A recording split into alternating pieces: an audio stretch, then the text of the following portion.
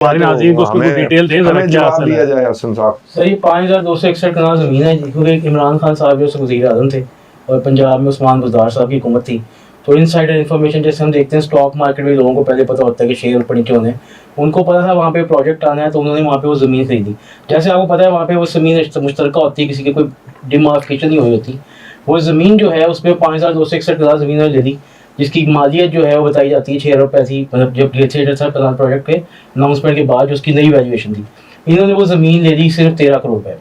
13 करोड़ रुपये में जब दी, तो जब इनको पता लग गया कि ये एरिया थर कनाल प्रोजेक्ट में आएगा, तो उसमें जो किसी और के जिनके इंतकाल भी हुए थे, जो ज़मीनें उनकी थी ना, उन ज़मीनों को उन्होंने कहना शुरू कर दिया कि ये ज़मीन तो हमारी है। जिसके ऊपर कुछ लोगों को जो उस वक्त उधर के वहाँ के ऑफिशियल थे, हमने अपनी स्टोरी में पीछे बताया भी था, आपको याद होगा, उन लोगों के हमने ऑफिस दिए, वो भी उस FIR में नामजद हुए में उन्होंने जाए कहा कि हमें कब्जा लेके देना है। तो वहाँ पे एक जगह गए, तो एक फैमिली के वो राना इकराम करके थे, वकास भी राना साहब तो हमारे साथ शो करे थे, हमने डिस्कस भी किया था। तो उसमें ना उसकी ज़मीन पे कब्जा किया, उसकी फैमिली को अंदर डाल दिया।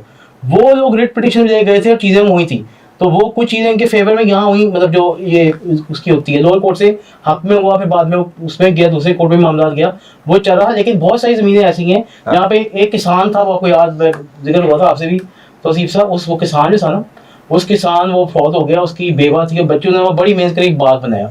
उस बाग पे वो उनके एक वाहिद रोजगार का जरिया मौज का वो जरिया था, उस पर भी ज़मीन पे भी कब्जा लेके दिया गया। तो बहुत सारे लोग वहाँ प्रोटेस्ट भी होता रहा और ज़मीनों पे कब्जा लेके देते रहे।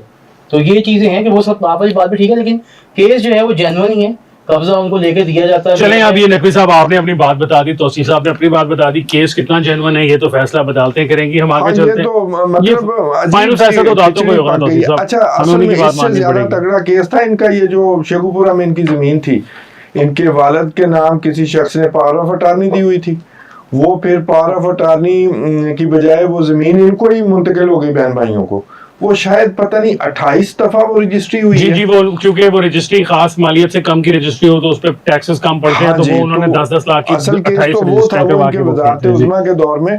तो ठीक है, हसन नकवी साहब देखते हैं कि इस केस का क्या बनता है, ये तो अदालतें फैसला करेंगे। अच्छा नकवी साहब आपकी तरफ आता हूँ मैं, आप मुझे ये बताएं। बल्कि मैं सॉरी हसन, मैं थोड़ा सा ऐड करूं। देखें, मैं ये कहता हूं कि केस जो है ना वो बनाए जो जेन्युइन है। ये इमरान खान, आपको तो कुदरत ने मौका दिया कि इमरान खान ने 9 मई वाला वाकया किया, और सबसे पहले इस प्रोग्राम में हमने, हसन ने और मैंने, हमने कहा कि वो मास्टर माइंड है, ठीक है। बाकी ये जो केसेस हैं, या ये प्ले बुक चेंज करें, ये 50 और 60 की दिहाई वाली नई प्ले बुक वो जी फलाना, इतने बंदे उसमें आते हैं 9 मई के में, कभी जरूरत ही नहीं है बाकी PTI को शामिल करने की। उससे मुल्क का नाम खराब हो रहा है। और ये कि जी वो फलाना PTI का मेंबर है उसे जेल में डाल दें, ये कोई तरीका नहीं, मैं इसको एंडोर्स नहीं करता। और ये इमरान खान का नाम नहीं लेना, ये भुट्टो का भी नाम नहीं लेते थे, आपने तो खामखा मतलब कभी उसको इमरान खान, खैर अल्ताफ हुसैन का नाम भी लेते थे आप, इमरान खान को भुट्टो के साथ कर रहे हैं वो, मैं तो मैंने गुस्ताखी नहीं करता, लेकिन ये काम नहीं आती चीजें, ये काम नहीं आती, बिल्कुल काम नहीं आती। अच्छा, ये नकवी साहब से पता करते हैं ना, नकवी साहब को पता है कि आने वाले जो दिनों में वजीर आजम पाकिस्तान का कौन बन रहा है, तो जरा हमें इस बारे में बताएं ना नकवी साहब, आपने स्टोरी भी की है इस पे, कौन आ रहा है ये इंटरिम वजीर आजम।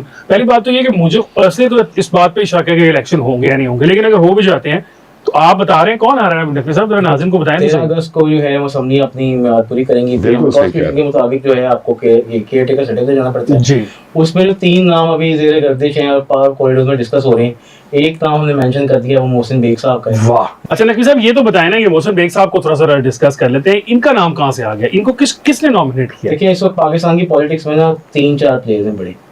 एक तो जो है वो जुडिशरी है, जुडिशरी से इस तरह पॉलिटिक्स में मॉडल होती है। एक वो है जो लंदन वाले हैं, दूसरे वो है जी जदाई साहब हैं जी, जिनका डोमिसाइल थोड़ा वीक है, और तीसरे जो हैं वो हैं जो ए पॉलिटिकल हैं।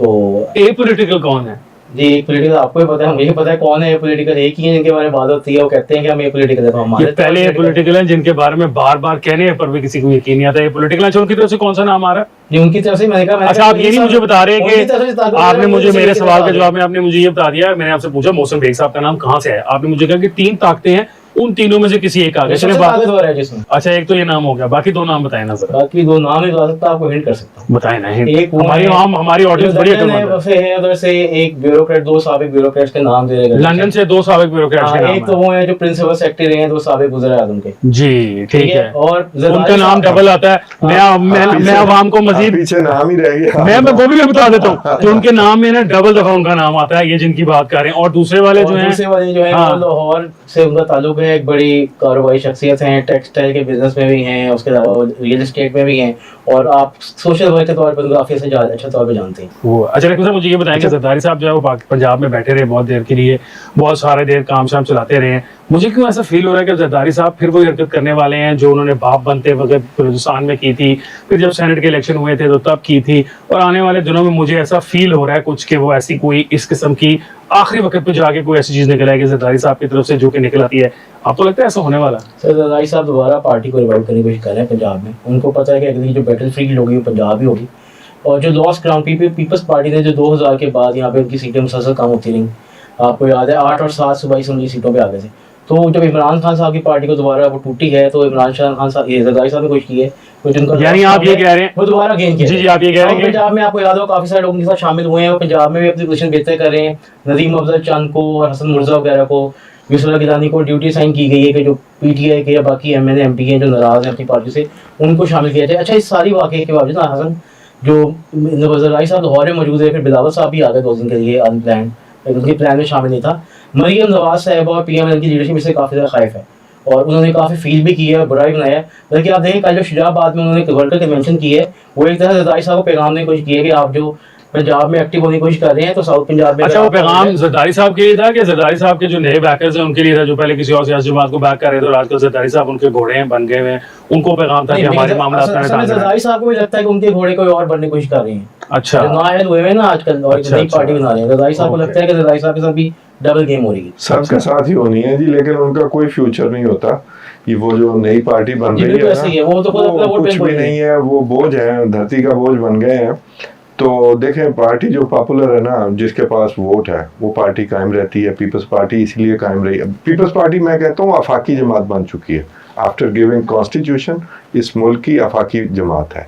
मुस्लिम लीग ने मुल्क बनाया था, अब ये पता नहीं ये कौन सी वाली मुस्लिम लीग है, 71 मुस्लिम लीग बन चुकी तो ये धमाके करने वाली है। इनको पूछो तो वो कहते हैं कि हमने धमाके किए थे 28 मई को। तो वो जो है वो आखिर में कहीं एडजस्ट होते फिरेंगे। ये जीप ग्रुप टाइप चीज है, ये कुछ भी नहीं चलना।